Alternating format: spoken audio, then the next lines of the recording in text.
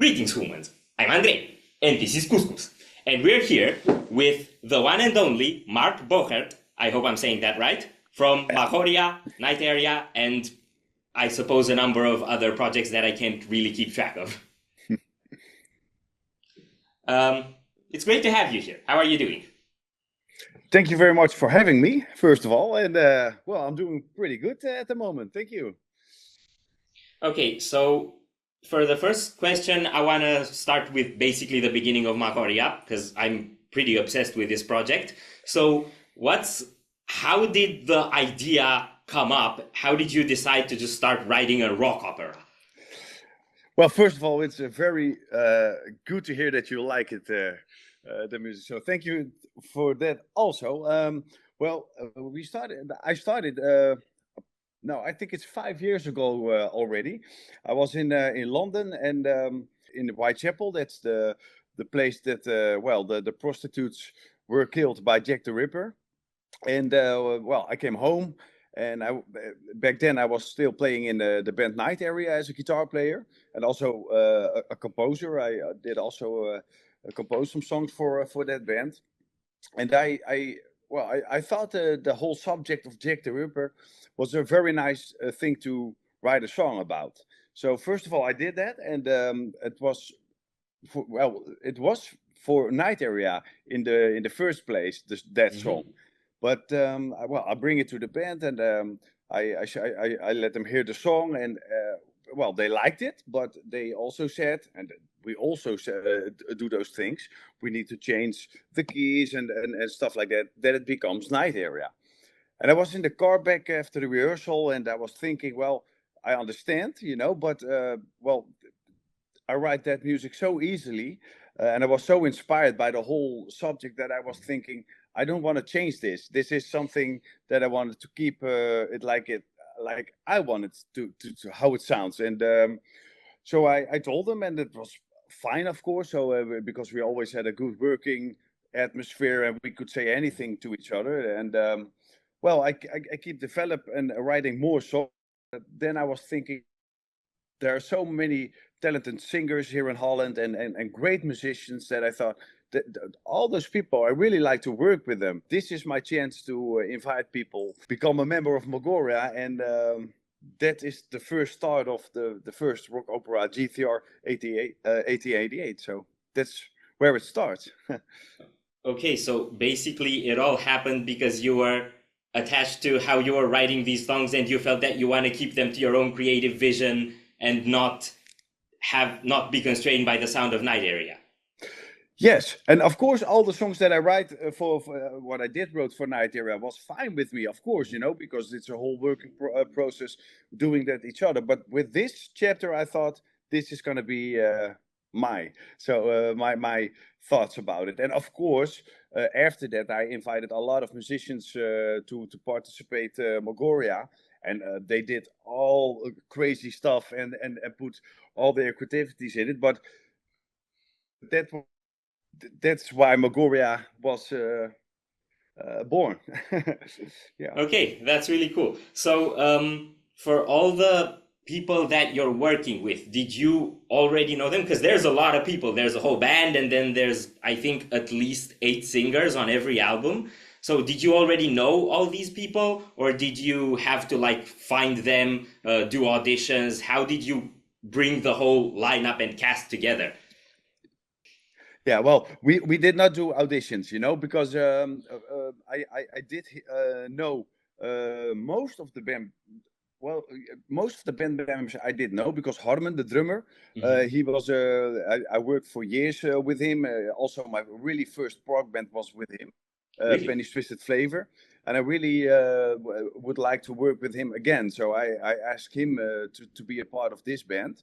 Then Peter Vink, the bass player, the first bass player that we had in Magoria, I of course did know him of Night Area.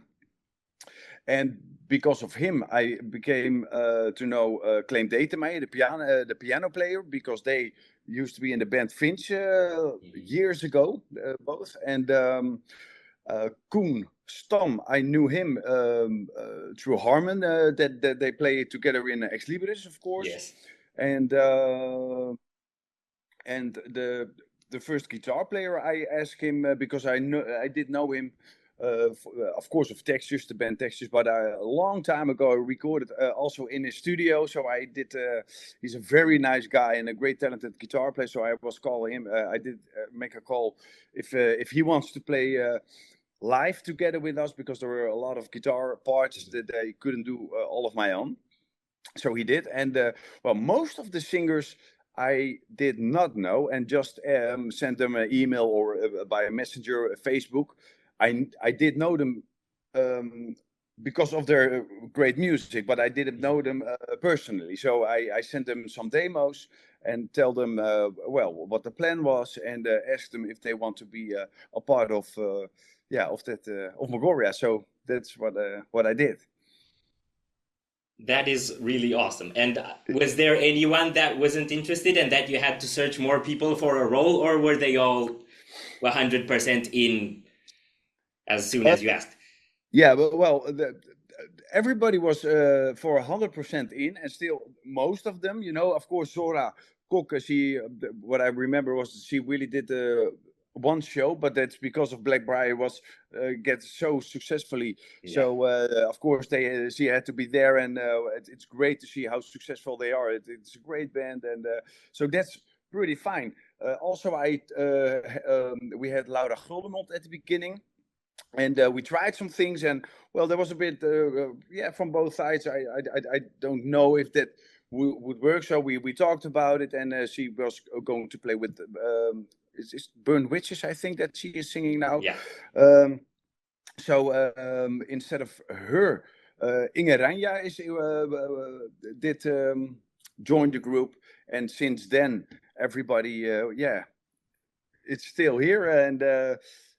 Well, we changed, of course. Cindy Oudshoorn and Edward Rekens are singing now at the second album. So we changed.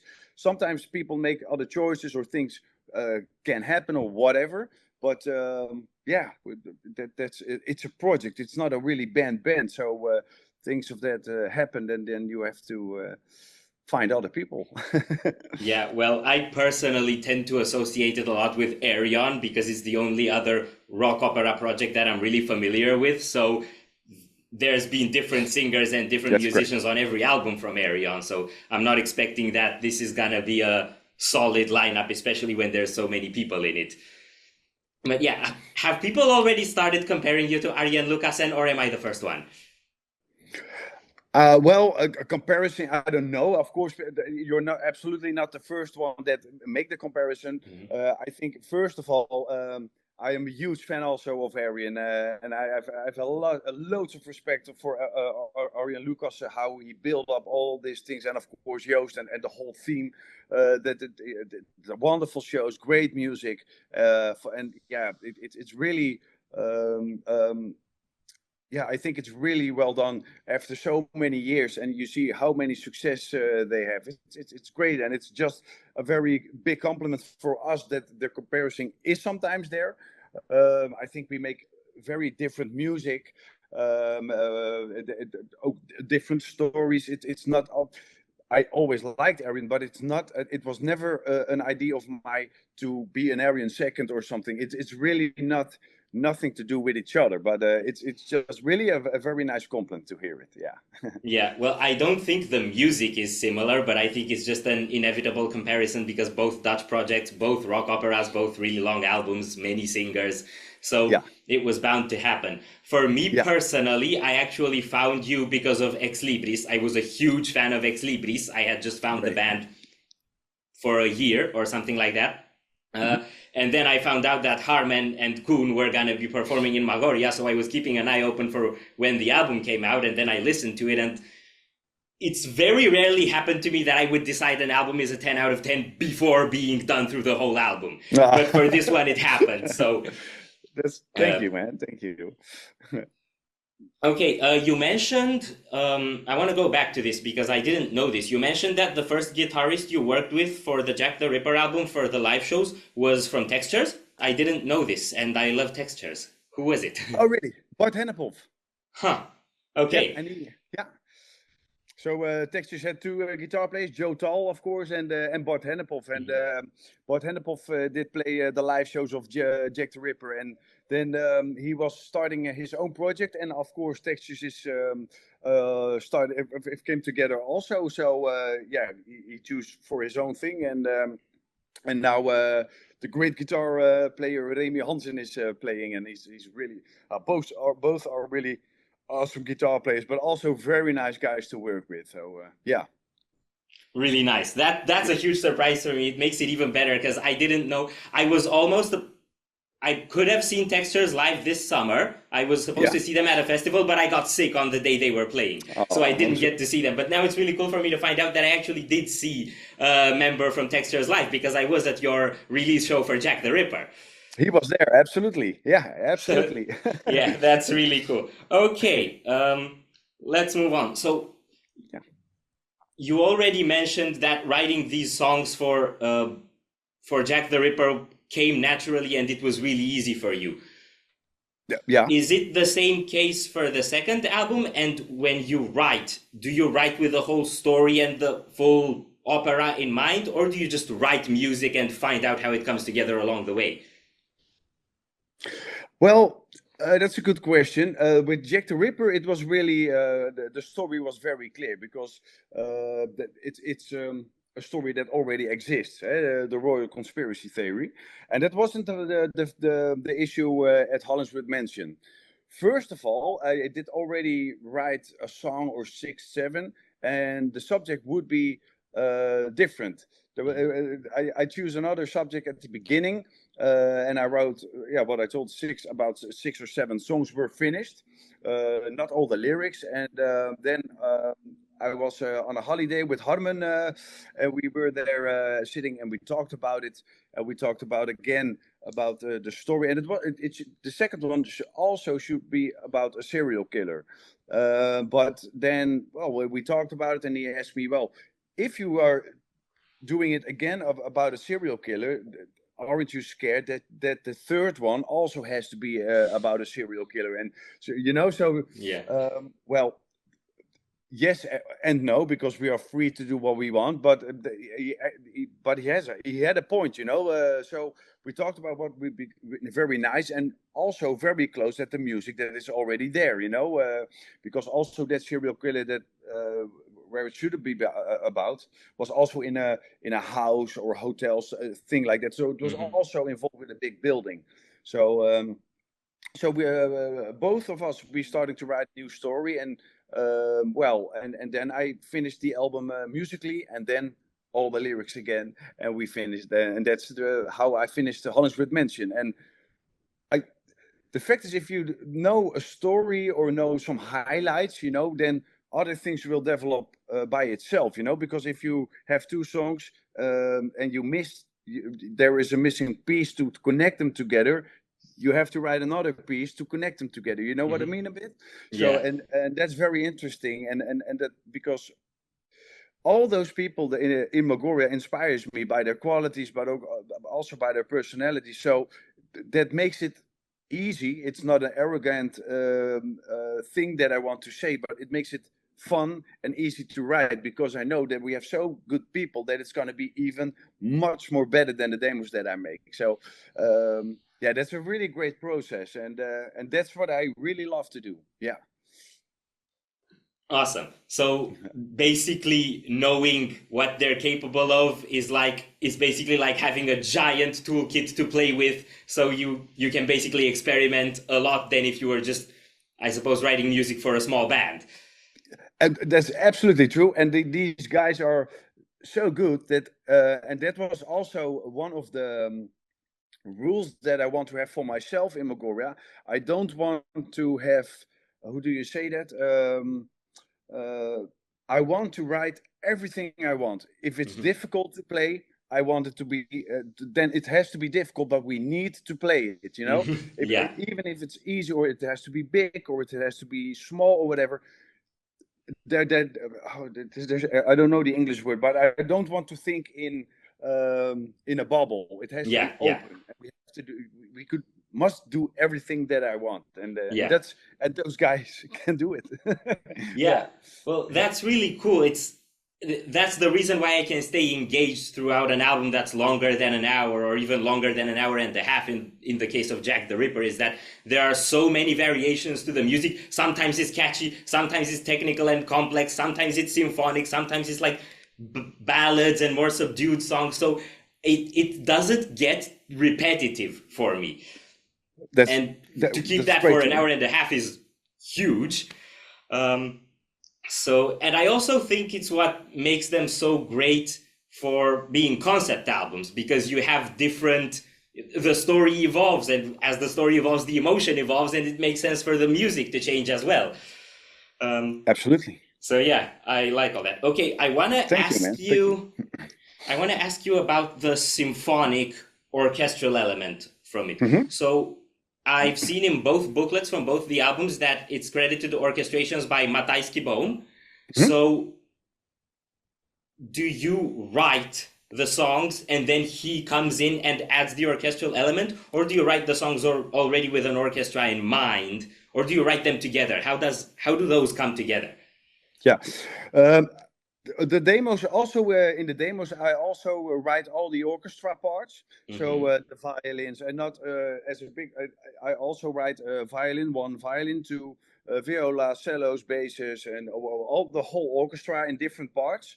But I am not an orchestrator, you know. So and first of all, Matthijs, it's his job, and he is not. It's not only his job. He's a very talented composer, first of all, because he writes a lot of music for a lot of movies here in Holland, but also outside of Holland for Netflix movies and stuff. That guy is really amazing in what he's doing.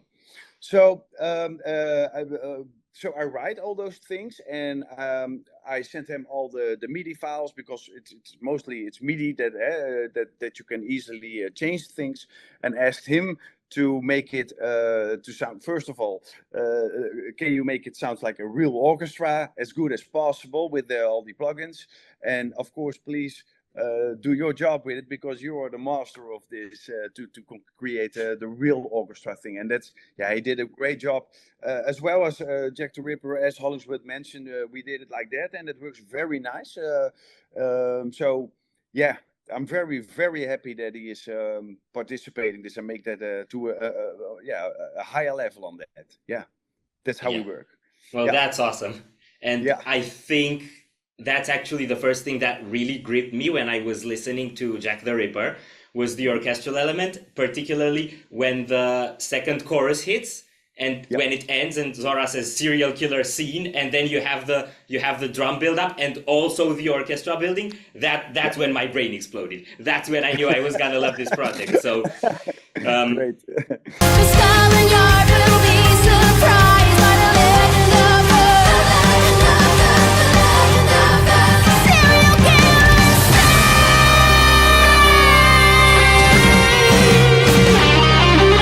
So you have so many talented musicians that you work with, and I assume they all have their specific skills.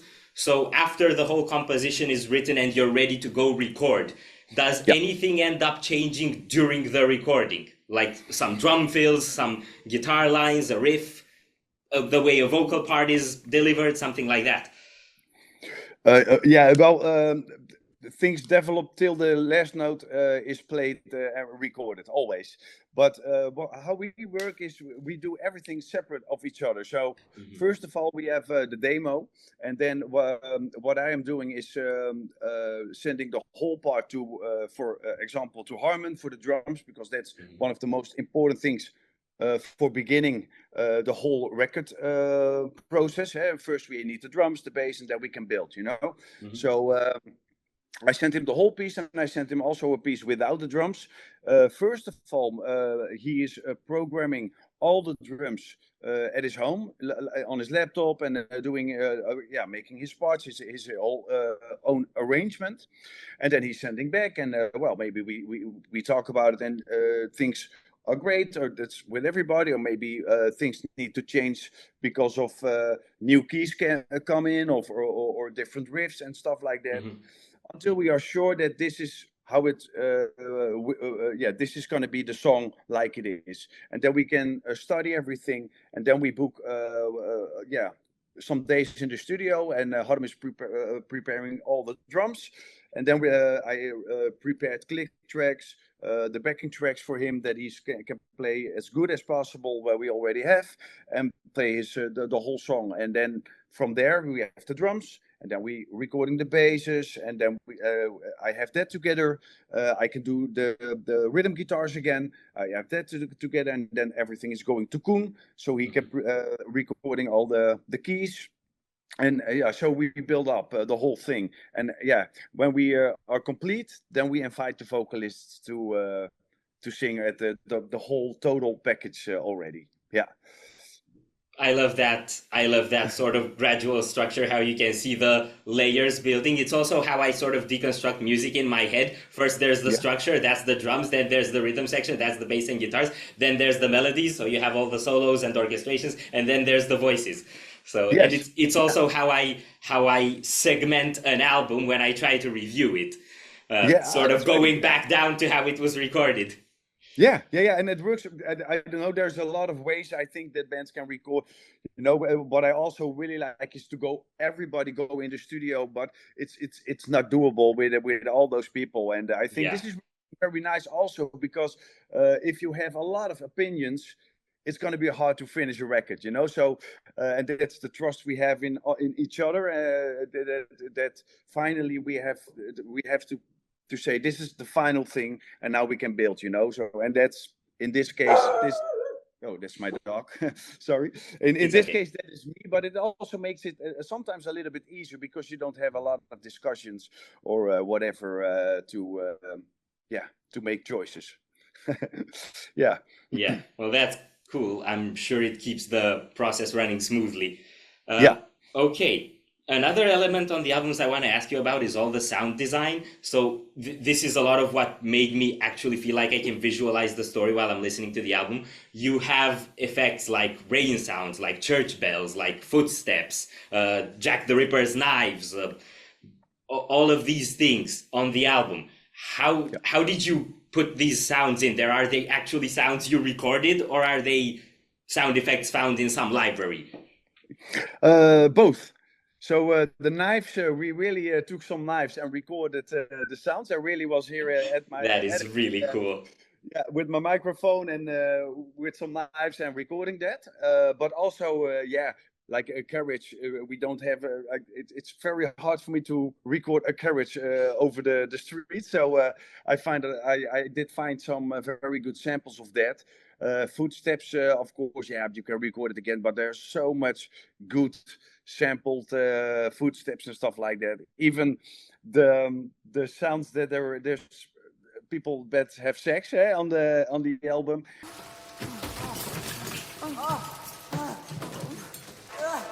Is also a sample.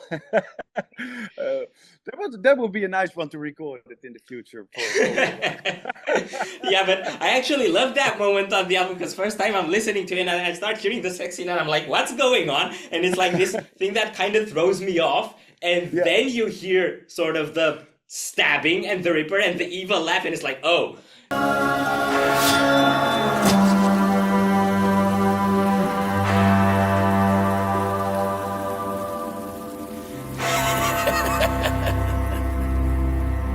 And the scene that was funny all of a sudden grows grim.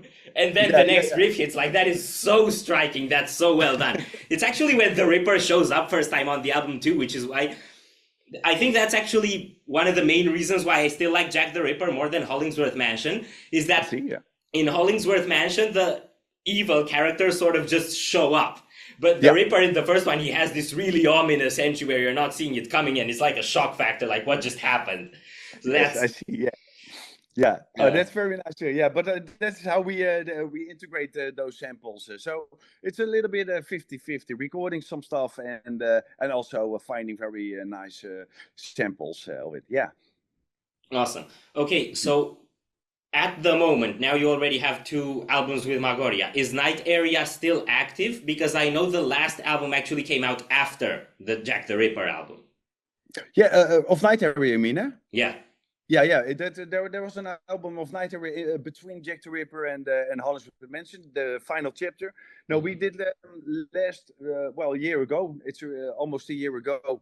11th December a year ago, we did the final show in Arnhem, and so that's done. Yeah. Okay, so you're not now. You're just doing Magoria. Night Area is stopped. Yes. And okay. Right now I'm also doing a theater show with storytellers with great musicians, and we did about 20 shows from October. So now 3 more to go. So that's almost done. And I did replace John Mitchell in the summer in the band Arena, a band from England. Mm-hmm. I did Lorelei and some other very cool festivals with them. So there was I did had some time to do those things because I was a bit scared after Night Area when we quit what I'm going to do now. But this year, this was an incredible busy year playing and the recording, and that was very nice. Awesome. This Storytellers project, I don't know what it is. I've seen you posting about it on social media. What music is it? What do you do in that project? It's it's a theater show, and it's of Siep van der Ploeg, the main singer of the cast, and he is the main guy for this production. With great musicians, also with Harry Saxioni on guitar. And the subject is guitar heroes. So we're playing songs like Eric Clapton, Jimi Hendrix, Santana, Beatles, George Harrison, of course, and all those kind of a little bit back in time. And we're playing all those highlights on guitar, acoustic wise and electric wise. And there are also people that telling stories around those guitar players and why they are so good, or why this piece or this solo is so famous or whatever. That's a whole show of about 2.5 hours. So it's very cool to do. Yeah. Yeah. Awesome. Now that we got to talking about other projects than Magoria, I'm gonna sit in this topic for a bit because I had another question that I actually had saved for later that I was a bit curious about.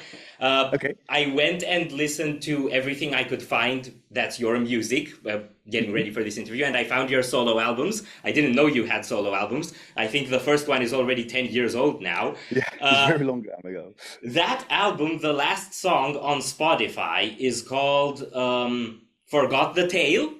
And on Spotify, the last minute of that song is all silent. Is that intentional to imply that you forgot the tale of the song? No, I know that it is, and now that you remind me, because it's a long time ago. I really don't know how that could happen. I really don't know. It's also on the CD. I think it's a little wrong thing in the master, or I don't know what it is. But you're absolutely right. But it shouldn't be like that. Yeah, but I think it's actually funnier that it is, because it's literally forgot the tale. Like when I first heard it, I thought this is intentional. This is a joke. Yeah, no, it's not a joke. But from now on, I will make your story the real one. Yes, tell people that. Yeah. Okay. But I'm busy with a third one. I'm almost ready with a third solo record. Really? So in January we're going to record the drums, and we have some really great musicians on board. Also Harman Kieboom, Goeman van Emmeloot, Stuart Hem, the bass player of Joe Satriani, is playing a song. That's also, such a good lineup. I'm very proud of it, how it already is, and next year it's coming out, so that's going to be the third one. Yeah. Okay, I'm excited. I'll keep an eye out for that. Cool. Okay, so back to Magoria. After you do awesome albums, it's time to play them on stage. So how much work is it, and how do you put such a massive production on the stage with so many people, so many outfits, the backdrop with the stories and everything? I've only seen Magoria shows twice now. I've seen the release show for Jack the Ripper, and I've seen your latest Hollingsworth Mansion show. Both were absolutely incredible. So thank you. How is it for you to put all that on stage? Well, First of all, the really first show, what you mentioned, the release of Jack the Ripper, I really didn't know how much work it was when we started. First of all, it wasn't. We shouldn't do it live. I just wanted to make the album, and that was it, you know. But then things were growing. Also, all the people that participated, all the singers, all the band members became something like a group, and the whole atmosphere was so nice, and uh, almost everybody wants to do this live. So okay, then we are going to do that. And I thought, but I don't want just to have a band on stage and and a singer, and then we have to do it a little bit bigger than just a normal band that's doing his gig. You know, Yeah. you can also make that very big, but I had a different mind of it, just seeing that on stage. And also, the first show that you saw at Jack the Ripper, and what we are doing now with Hollingswood Mansion is, a world of different, because we bought lights. You know, we program also lights and smoking machines and much more movie at the background. And so we, and of course, Petra Jochems that make the costumes, of course, because the 9th century is so beautiful about the clothes and stuff like that. So I think also what she did makes so big impact from stage, you know, and the makeup of Denise Griesel, and what we are using now is the, how do you say that? The things in the eyes, a lens or something. Contact lens. Contact, yeah. You know, so I really didn't know how much. Now I know how much work it is. But when we started, it just happened, and it was a lot of work. But it only gives a lot of energy, because everything was growing, and oh, now we can do that also, and we can do that also, and so I'm not doing that all by myself. We have we built behind the scenes. A good team. Also, Nadine is working very hard. Of course, Petra Jochems is building the costumes, and Michel Blanque is helping, doing a great job of the logistics. Do you call it like that, for the venues? You know, make time schedules. Well, a lot of people are involved now, and everybody has his own task. So that makes it a bit easier now. Teamwork. than back then. Yeah, absolutely, yeah. But it makes sense that you'd have a massive crew for such a massive show. And are the shows that you're doing now with Hollingsworth Mansion, are they all the same show? Because you're playing in a number of cities. You already had a couple of shows. I think you have some more coming. Are you doing the same show for all of them, or are you changing it from a show to the next? Sometimes we change a little things, but that's not because we wanted to change, but we change sometimes a song because it fits better, because of or it could happen also that a singer or a cast member can't come. That's possible. It's not happening right now. So, but it always is in mind that somebody has another show to do or whatever. So that makes it easier. You can of course call somebody else that replace him, but also we can see if we can fix it internally and choose for other song or something. But in general, we always bring the same show, and for the upcoming shows, we are total complete. So we, this is what we. For the upcoming 4 shows where we what are scheduled now, will be like this, something like that. Yeah. Do you enjoy more the creative part of composing, writing the stories? Do you also write the lyrics? Yeah. Yeah. So do you enjoy more that part of creating the whole story and album, or are you more addicted to the stage and wanting to go and perform them all live? That's a good question. About the lyrics, I write them, but I have, and I want to mention her because I get a lot of help last time of Inge Ranja also, because her English is much better than mine. But so I wanted to mention that. Well, that's a good question, because I like both very much. But what I always discover is when I writing, I really like that for a period, you know. But after a period when I'm still not finished, it's gonna be a little bit boring, because you do that all by on your own. So, and it takes a lot of time and stuff like that. So I'm really looking forward then to work with a lot of people, seeing everybody again, doing the recordings and get energy of that. So that's a great dynamic thing. then I'm really looking forward to the live show. So, but it's always a lot of work because this also looking my living room is looking like you say that an opslagplaats. A lot of stuff is staying here, and it's a mess always.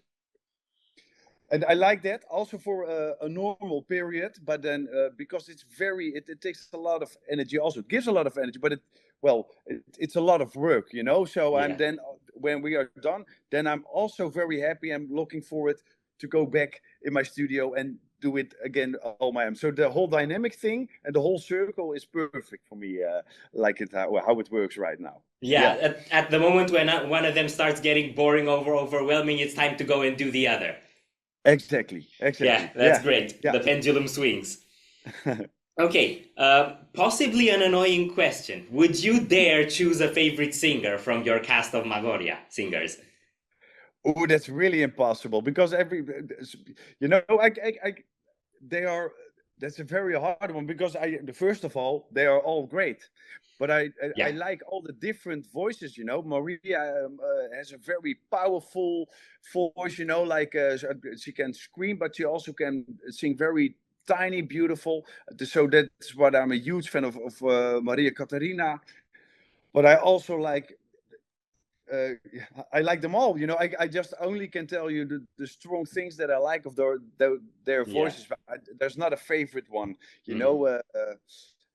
One is very all round. The other one is very good in a thing that she or he is doing. Yeah, but everybody is great. No, I couldn't do that. Yeah, I can. For me, it's Rodney Blaze and Maria Catarina all the way. I love those guys. Yeah, they are great, but also when they all have big talents and strong points and But I understand because they have also a very big role also in Jack the Ripper, of course. Okay. I heard that this year you were voted Metal Guitarist of the Year by the Gitarist.nl tijdschrift. Yes. Tijdschrift is magazine for those who don't speak Dutch. Did you see this coming, and how do you feel about this honor? I didn't see it coming. I always for years I am in the top 10 at that magazine, but I didn't see it coming that I even first of all I'm proud that I'm in the top 10 and it's never a game, there isn't a best guitar player, there isn't a best metal guitar player. That doesn't exist because everybody has his own, the same as the singers, the strong points, but I also know my very weak points, so but you won't see them on stage, but you can only hear them here that I'm trying to master it. But I'm, of course, it's a huge honor that people vote for you. But that's the only thing, it's an honor. And it motivates you because the only reason why it motivates me is that because people vote for me, not only as a guitar player, but also hopefully that they visit our shows and like the music that we make. And that's the me that. There you are. Yeah, the internet died for a bit. You were on slow motion there for a bit, but I could hear what you were saying. That you're okay. That if people voted, it also means that they love the music, they love the show, so you have to keep doing it. That's what I hope so, because and that's how my thoughts. But it's not a game, or a competition. So it of course it motivates you, but you have to stay always on the ground and always looking forward, and hopefully we can make much more incredible things than we already did. Something I always say when I see top lists or favorite albums or favorite musicians is that I'm not comparing people or I'm not comparing pieces of music. I'm just comparing my opinions. Yes, that's the most important thing. I think you have your own taste, your own thing, and so absolutely. Yeah. Okay. I have one last question for you. If you had to choose between being haunted by an evil, seductive spirit from beyond the grave that's trying to make you end your own life, or being hunted down by a psychotic knife-swinging serial killer? In which case would you be more likely to survive? Which one I would most survive, or that they kill me? And which one would you be more likely to survive? I think the first one. The first one? Yeah. Okay, good to know. It's a nice question. Yeah. Well, that's the last question. I always like to end on a wacky one. Nice, that's a very nice one. Oh man, yeah. Hopefully, if they kill me, hopefully then I also I come back also as a ghost. You know, if a psycho is putting me down with a knife, that's probably done with me. Yeah, but what's most important in that case is that the ghost also has a guitar. Like you also get a ghost guitar, because ghosts can't touch material objects. That's true. That's true also. So yeah, let's stick with number one. That sounds the best one. Okay. Well, those are all my questions. Thank you very much for joining me. Do you have any closing remarks for the people watching? Well, first of all, thank you. Thank you very much for having this interview. Thank you that you enjoy Magoria. It means really a lot to us, and also to your people that is watching your interviews. And thank you very much. And hopefully we see each other at one of our shows. And well, we are very grateful that we can do this. So thank you very much. Thank you. And thank you very much for giving me your time and answering me all my questions. It's been a pleasure. And to everyone watching, thank you for stopping by. We hope you enjoyed this interview, and we hope to see you back in the next video very soon. Corpse is out.